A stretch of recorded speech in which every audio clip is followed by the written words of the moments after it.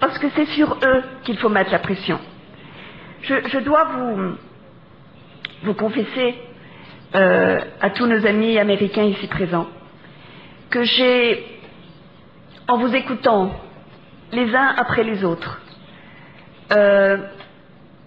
j'ai eu cette espèce de battement de cœur accéléré de me dire, mon Dieu, voilà pourquoi j'aime l'Amérique.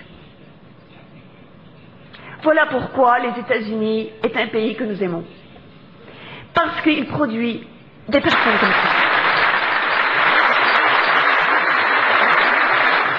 Des personnes dont l'unique arme est la vérité, même si elle est inconfortable, même pour leur propre gouvernement. Et voilà, c'est la démocratie dans laquelle je crois. Une démocratie dans laquelle on peut dire ce que l'on pense. Et on peut le dire pour le bien de la vérité. Et c'est pour cela aussi que nous sommes réunis, pour défendre votre démocratie. Parce que nous avons tous le droit à vivre libre, oui, effectivement, libre, en sécurité et en paix.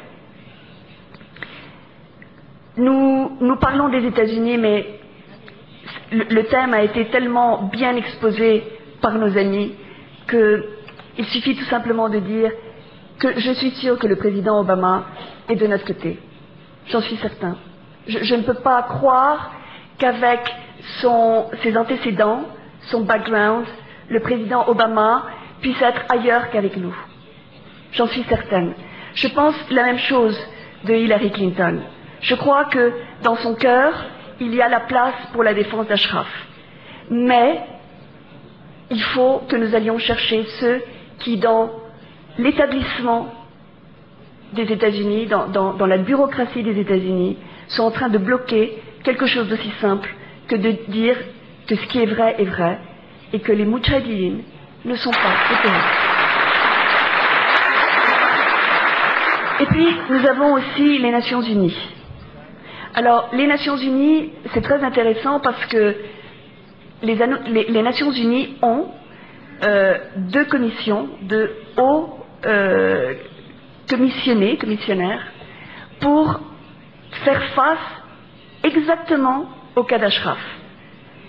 Le haut commissionnaire pour les droits de l'homme et le haut commissionnaire pour les réfugiés. Et puis ils devraient être ici, je crois. Et puis ils ne sont pas là. Et je trouve que c'est un vide qui nous pèse à tous, parce que nous sommes tous membres des Nations Unies de par notre droit d'êtres humains. Ils nous représentent tous, ils devraient être ici, tous les deux. En plus, ils sont à Genève. Et ils sont au coin de la rue. Ça serait si facile de venir.